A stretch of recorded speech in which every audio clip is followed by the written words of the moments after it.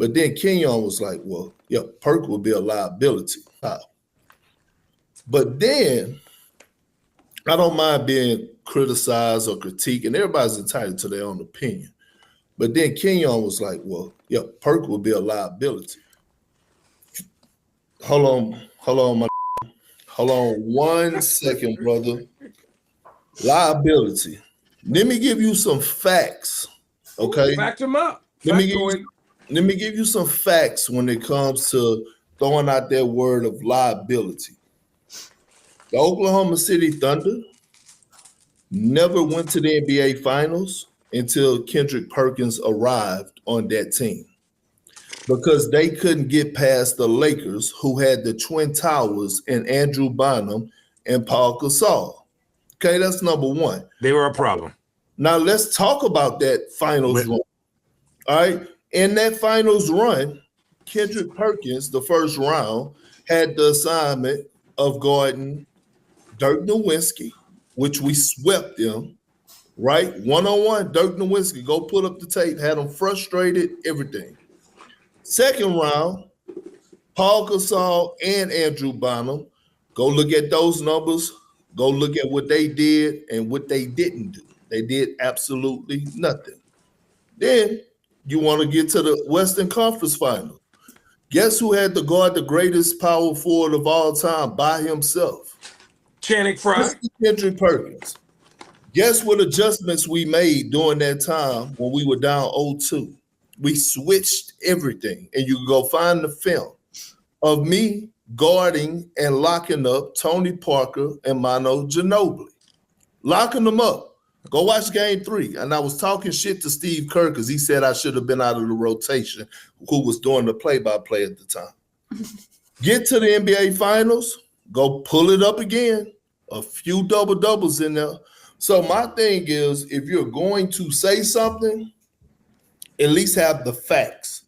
And the reason I bring that up is because if I was able to hold my own and defend Dirk, Paul Gasol, and Tim Duncan, I damn sure wouldn't have had a problem with Isaiah Hartenstein, Chet Holmgren, and Jalen Williams.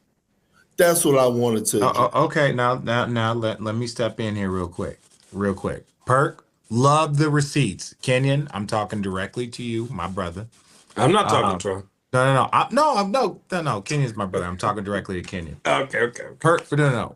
Perk makes some good points here, my brother. I didn't know he was going to start with this. I didn't know he was going to start with this, but he makes some valid points. Now, if you were saying that, with that team liability, again, there's revisionist history, what we remember, stuff like that, especially how people are at the end of their career. The last 5 years of my career, I averaged probably a total of like 6 points a game. But if you go look at the first 12 years of my career, you know what I'm saying? That is closer to 17, right? So it's like when you start to get to those, like again, so if Kenyon, I know Kenyon to be a person, if he is found that the receipts prove him to be wrong, Kenyon will own up to it. That's the type of man he is. And if he thinks, like, if he goes back and watches the tapes and sees some bullshit, he might stand by his opinion even more. So guess we're going to find out. Right. So Kevin's their number one option. Who's stopping Hartenstein?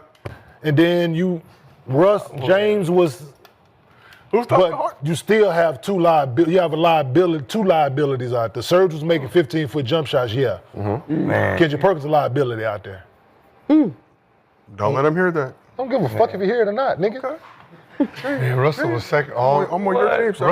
You talking about don't let him hear it. I don't give a fuck if you hear it or not. Nigga averaged a single triple. Nigga Kendrick Perkins knew he was limited out there. I ain't going no. I'm saying that he...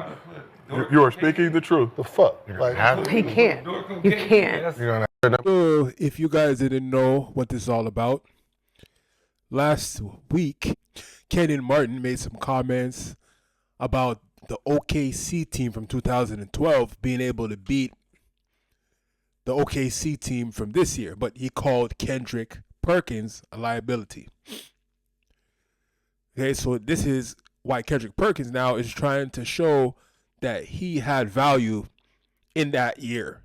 In that year when they went up, they beat Dallas, they beat the Spurs, they beat the Lakers, and they made it to the NBA Finals where they got beat by the Miami Heat and LeBron James. So Kendricks trying to show how he's so important, how he shut down Dirk Nowitzki, he shut down Paul Gasol and Bynum, and he shut down Tim Duncan all by himself. All right, but when you check the facts, because he was talking about facts, Kenyon should be bringing facts. All right, Dirk in that series, who he said he was guarding, averaged nearly 27 a game. All right, his field goal percentage, I'll admit, was not that great. Shot about 40-something%. That was not good. But the reason why that team, OKC, won had nothing to do with Perkins. It really had something to do with Russell Westbrook, Kevin Durant, and also James Harden. Because between the two of the first that I mentioned, KD and Russ, they averaged 50 points together.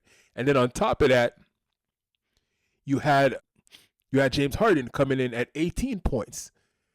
Okay, so that's nearly 70 points for three guys. But on the other hand, Dirk was really by himself. He averaged 26, and nobody else was over 11 points a game. So it's kind of impossible to pull that win out, right? Then when you get to the Lakers, you had Kobe at 31 points, all right, about 40-something, maybe I think it was like 42% shooting. And then you had Gasol, I think about 15 points a game. And then you had Bynum at like 11 points a game. So between them, nearly 20-something points a game. But then again, you still have KD and you have Russ going off of 50 a game. All right, so what could Kobe really do? And Gasol was never a guy who would average 20 points. He's like 19 points. Okay, so when you have these two going off and James going off as well off the bench, there's nothing that you can really do. All right, if James Harden wasn't there, we wouldn't be having this discussion right now. That was the real key. Having the three-headed monster of those three, that's what is to credit for that team making it all the way. And now when we're talking about the Spurs, okay, you had Tony Parker. I think Tony Parker averaged 20-something. And then you had Tim Duncan, who he was talking about. Tim Duncan, at this point, was out of his prime. He ended up averaging 17 points, 40-something% shooting as well, which at his age there is to be expected. This was not prime Tim Duncan that Kendrick Perkins locked down. So there's a whole lot of BS here. All right, and for him to really be a liability, I don't think that he'd be able to stand in front of Chet. I don't think he'd be able to lock down Chet at this point. So if I think he would be a liability, I think he would be a liability because he wouldn't be able to score in the way that another center would be able. He wouldn't be able to shoot. Okay, he can't hit jump shots, can't hit threes, none of that. So his 5 points a game or whatever it is, that couldn't hold up. That wouldn't be enough. Compared with Hardenstein and compared with Chet, who would just, be scoring points on him left and right. He's big, but he wouldn't be able to come out to the three-point line and defend them. So I'm with Kenyon. He would be a liability. So that's about it. So until next time.